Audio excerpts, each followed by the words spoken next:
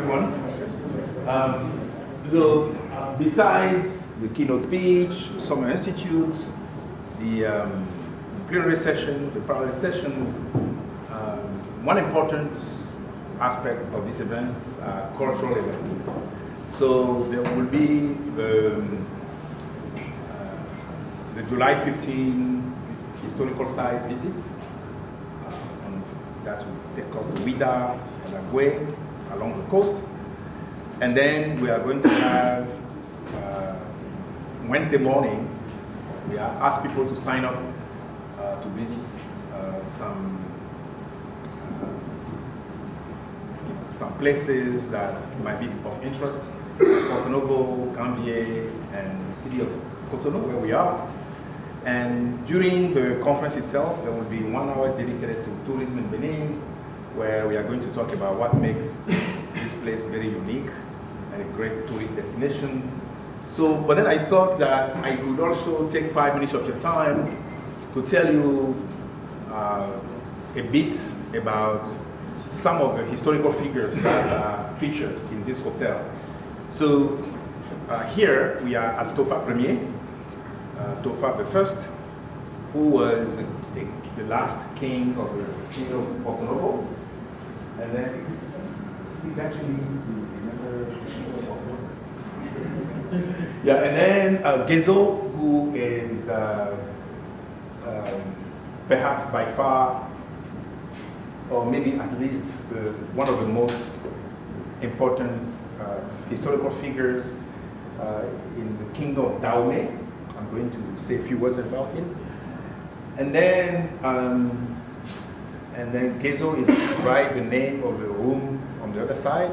And over here, you have Kaba, and right in front of us, who run a very, a huge rural rebellion against the colonial governments from 1916 to 1917. And then later on, you have Bill Guerra, who also run a major rebellion in 15 to 16. So let's start with Guézo.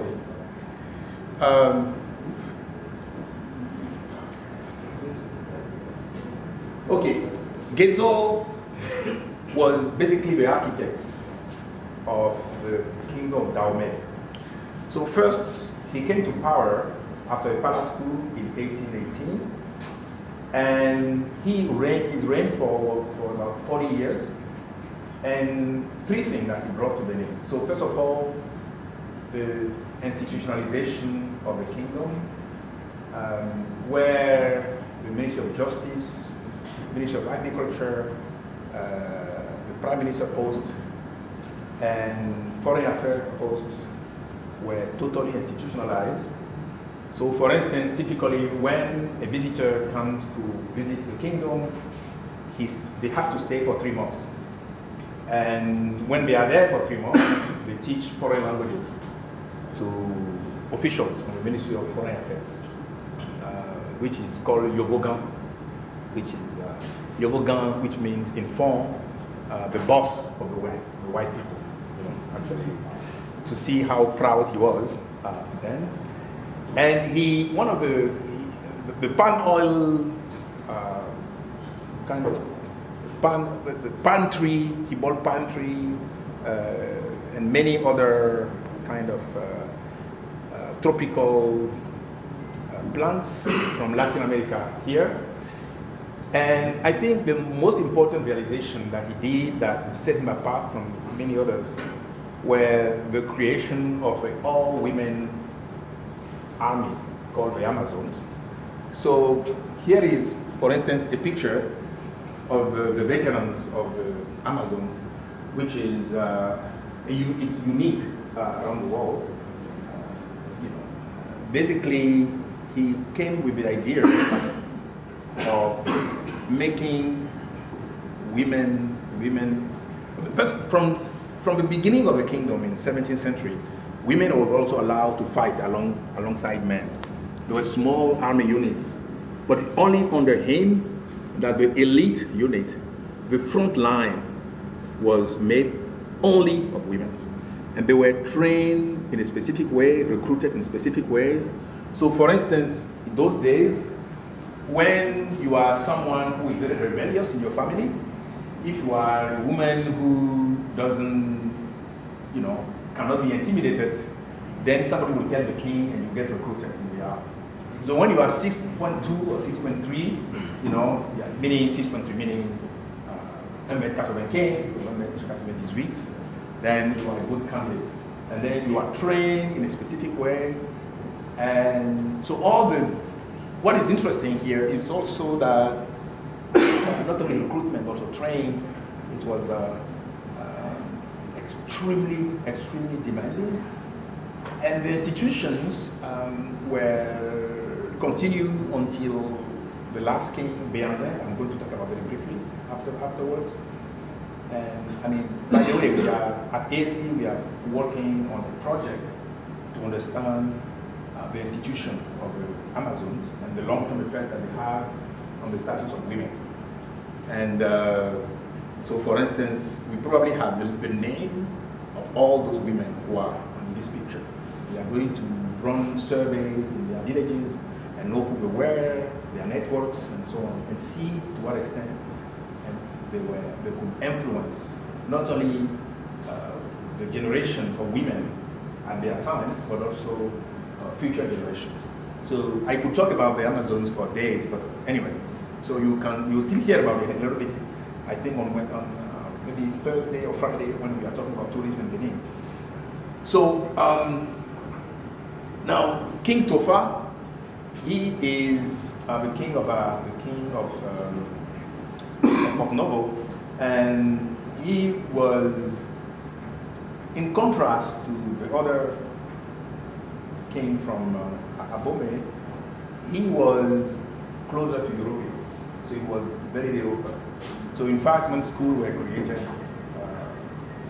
in late 19th century in Benin, in Port Novo, he sent some of the princes to school, and the first generation of highly educated intellectuals in Benin, they happen to be from Port Novo, and you can see the long-term effect of that. For instance, maybe 50% of all top African mathematicians come from Port Novo. And you can, the Lycée Behanzin and Lycée Tofa Premier, many of the early high-level academic institutions are from Port Novo. You can see, despite the fact that he was portrayed as a sellout to the colonial government, because he was, because they used him during the war, anti-colonial war, against Behanzin. But one of the positive things that he did was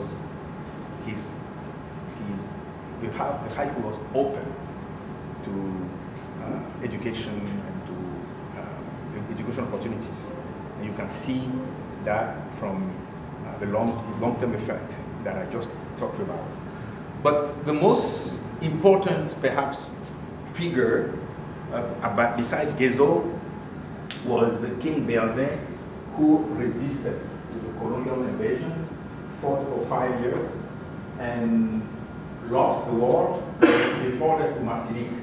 So that's one of his last pictures that was taken from the royal family in Martinique.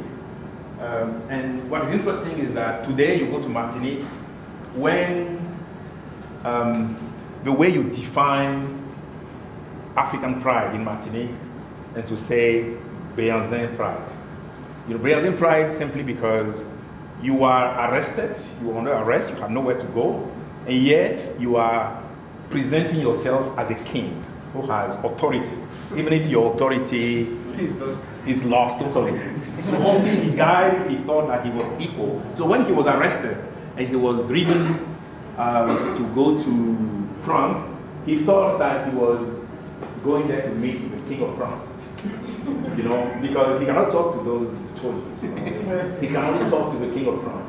But then the French took him to Martinique instead, where he stayed there for several years. And all the time he was saying, when he has there are a lot of letters that he would have written If you go to Port-au-Prince today, there are the palace where he used to stay is still there, and there are a lot of legends about him. You know, because for instance, until the last day, I mean, for instance, he refused. They needed a long negotiation with him before he can allow the nurses to deliver the baby to his wife. Because I'm the king, who dare you to get close to my wife, you know, and so on. To see what Behanzin pride means, even today in Martinique. And on his, after a long time, people thought that he should, people told him that he's coming back to Benin. Instead, he was sent to Marseille and then Algeria in Blida when he died in 1906.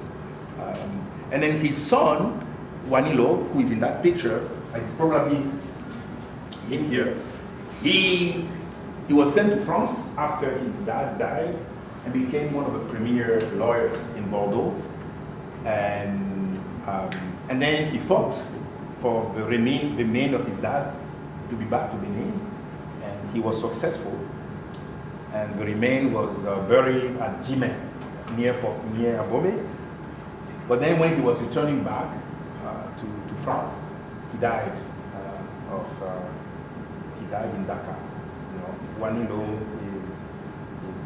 has a very tragic thing. So Behanzin, I mean, I will encourage you to, if you go online, you have a lot of letters that he exchanged, and there are, you know, the way he thought the colonial troops were legendary, you know.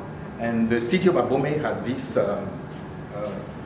sculpture of him, you know, to represent, stay where you are, don't come close to my palace. You know, I mean, for instance, there are a lot of, like last year, I went to the trace of his rural rebellion, you know, where he tried to escape, you know, regroup his troops, and continue fighting for 5-6 years before he decided to surrender and came in '94, and that's how he was taken. Actually, here, reports here, that way he was embarked to France. You know, the wharf was right here, on this way, like 50 or 25 meters from here. That's where he was sent. So he's a legendary figure. I think Behanzin is basically the large room over there, right? So now, beside Behanzin, there is but this one, there is no actual picture of him that we can show, but there are sculptures of him. His name is Kaba. He's a peasant, and after 20 years of French rule in southern Benin, they go inside and try to subdue the local population and establish colonial administration and do forced labor to get the local populations to build the infrastructure of the colonial governments.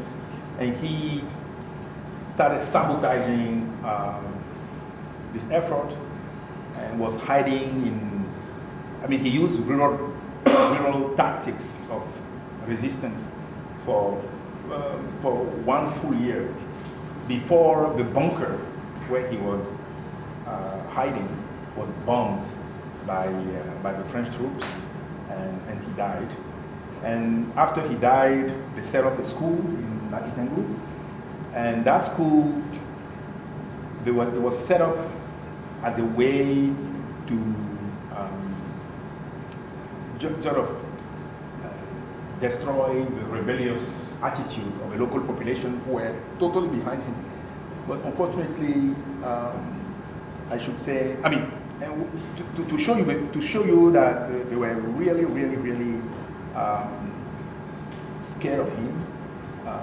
In fact, they make the teachers of that school, the school of Natitengu, where the rebellion was taking place, the teachers were all soldiers. And so anyway, so Kaba is one of the mythical figures of anti-colonial rebellion. And then last you have, it's not here, Biogera. It's also rural. But he was not actually, he was more of like a leader of a conventional army. eastern Benin. So he has a troop of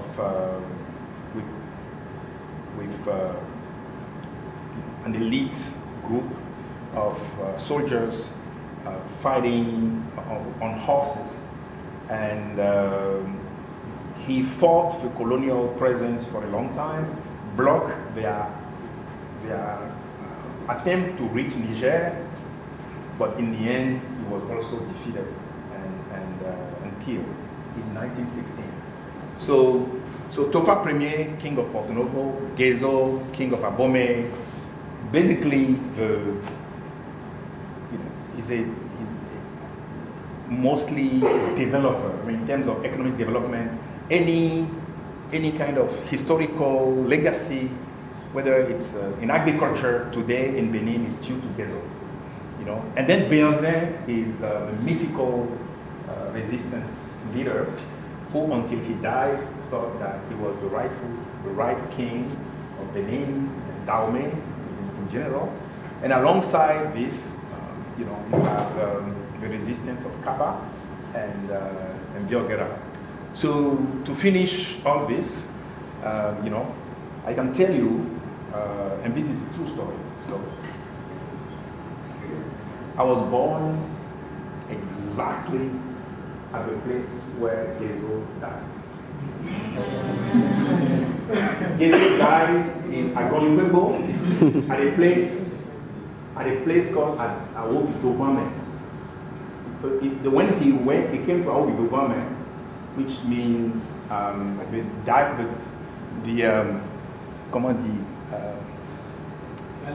the valley of the diable. Of the devil, yeah, exactly. Because he lost conscience at that place. And then later on he died at Zainado. Zainado means the knights came in a bad way, exactly. And check and double check, I was born exactly at Awobi. So which means that I will claim legacy. No, I claim 1% of Guézo's legacy.